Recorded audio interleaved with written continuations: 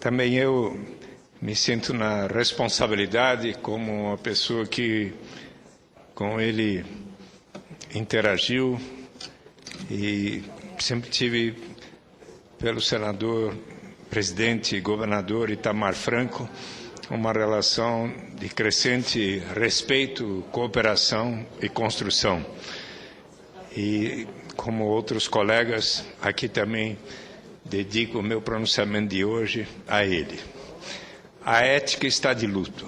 Morreu nesse final de semana, aos 81 anos, o senador e ex-presidente da República, Itamar Augusto Gualtiero Franco.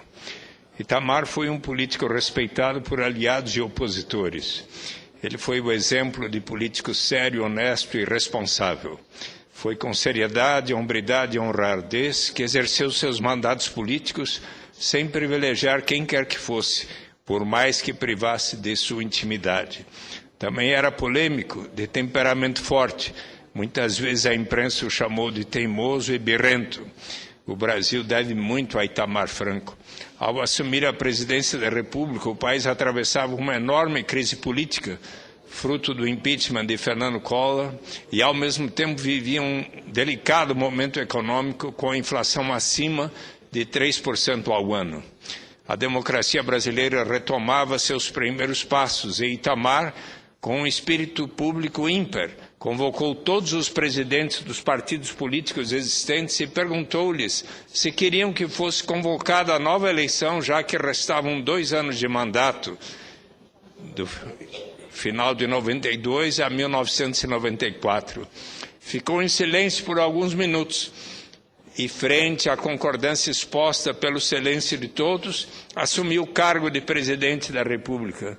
Num momento de crise, Itamar Franco fez uma transição democrática sem turbulência. Pai do Plano Real, que sofreu objeção de nós, do Partido dos Trabalhadores, mas faz-se necessário reconhecer, trouxe a estabilização de nossa moeda, depois de um longo período de alta inflação e de planos não bem-sucedidos, o que propiciou também, até hoje, avanços na área social, o aumento da renda do trabalhador e a diminuição das desigualdades sociais entre os brasileiros. Itamar Franco foi o fiador do real, como escreveu domingo, 3 de julho, o jornal O Estado de São Paulo. Com mão firme sustentou a equipe econômica que concebeu o Plano Real e o implementou, resgatando assim a dignidade do país destroçado pela inflação galopante. Só quem viveu esse período de altíssima inflação sabe o que significa chegar ao mercado pela manhã e comprar 1 quilo de arroz por um valor e à tarde o mesmo quilo do mesmo arroz estar custando muito mais. São coisas que não se consegue explicar para os jovens de hoje. Foi a firmeza de propósito de Itamar que permitiu a economia deslanchar até atingirmos a posição que atualmente o Brasil tem no mundo. Como representante do Estado de Minas Gerais no Senado Federal, Itamar teve participação exemplar e decisiva.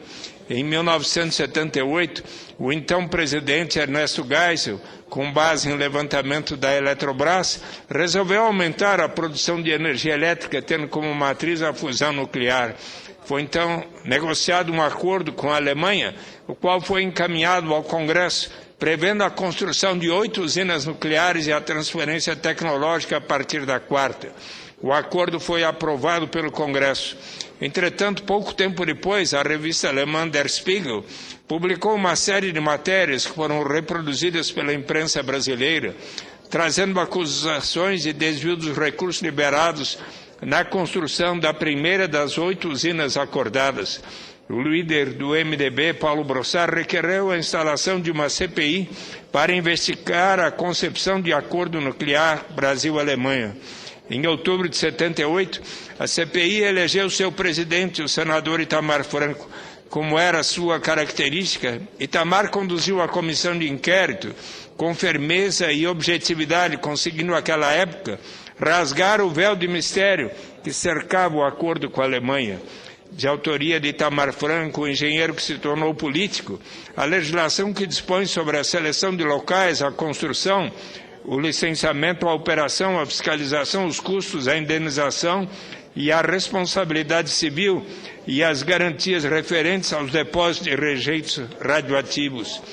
Neste ano de 2011, aqui como senador, Itamar Franco, mais uma vez, apresentou um projeto na área de energia nuclear, dispondo sobre a localização no território nacional de usinas que operam com reatores nucleares. Em homenagem a ele, será importante que o presidente da Comissão de Constituição e Justiça, senador Eunício de Oliveira, designe o relator do PLS 139 de 2011, de autoria de Itamar Franco, para que se dê andamento ao debate e votação da matéria. Itamar, um estudioso da área de energia, após extenso e delicado trabalho, demonstrou ao Senado que o Brasil precisa examinar com atenção o problema nuclear. E em um de seus últimos pronunciamentos, ele lembrou a importância que tem o Congresso Nacional na autorização para a instalação de usinas nucleares. Lembrou a presidenta Dilma Rousseff que iria exigir o cumprimento do artigo 225, parágrafo 6º da Constituição, que estabelece as usinas que operam como reator nuclear deverão ter suas localizações definidas em lei federal, sem o que não poderão ser. Itamar, como presidente, mudou o paradigma da política social brasileira, concretizou grande parte da ordem social prevista na Constituição de 88 na saúde, na assistência social e na reforma agrária.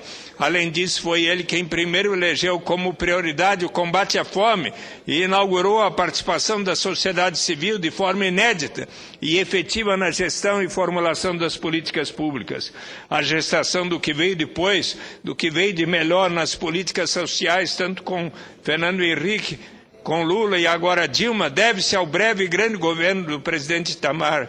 Sinto-me feliz de ter contribuído para uma articulação ainda em janeiro de 1993 com o senador Pedro Simão, então líder do governo Itamar Franco, que possibilitou o encontro de Lula e Itamar, encontro que foi a força motriz da política de combate à fome, reunião na qual participei no gabinete presidencial, depois de ter havido a reunião no meu gabinete entre o presidente Itamar Franco, entre o presidente Lula, então presidente do Partido dos Trabalhadores, o senador líder Pedro Simão e comigo próprio, e daí fomos ao presidente Itamar Franco.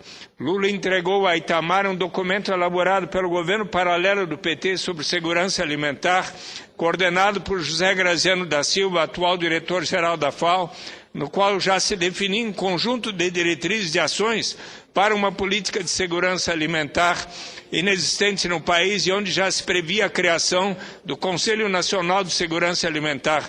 Tal conselho foi instalado em 13 de maio de 1993, com a presença de Dom Helder Câmara, numa histórica reunião em que todas as matizes políticas e vertentes ideológicas do governo e da sociedade se irmanaram para a erradicação da fome. O conselho se estruturou com a participação majoritária da sociedade civil, sendo que 21 membros foram indicados pelo movimento da ética na política, e isso me foi recordado por Dom Mauro Morelli no velório ontem, e 8 ministros, inclusive os da área econômica, notáveis brasileiros, já estiveram com autonomia, participação crítica e corresponsabilidade, sob a presidência do bispo de Caxias, Dom Mauro Morelli, que hoje é o coordenador do Conselho Estadual de Segurança Alimentar do governo de Minas Gerais. Em 24 de junho de 1993, o país se surpreende vendo pela primeira vez representantes da sociedade civil, Dom Mauro Morelli e Betinho, ocuparem a rede de rádio e TV para convocar a sociedade brasileira para o engajamento na ação da cidadania contra a fome e a miséria e pela vida. Esse movimento, liderado pelo saudoso Betinho, que também integrava o CONSEA, tinha forte liderança na interlocução do governo com a sociedade e com o Congresso. No funeral de ontem, Dom Mauro Morelli recordou estes episódios comigo, a aproximação do PT com o governo Itamar na implementação do combate à fome foi decisiva para um clima de paz e de harmonia num momento difícil, onde a governabilidade foi assegurada. Mais uma vez, o presidente Itamar foi capaz de ouvir e aceitar sugestões, inclusive de seus opositores, consolidando de uma vez a democracia em nosso país.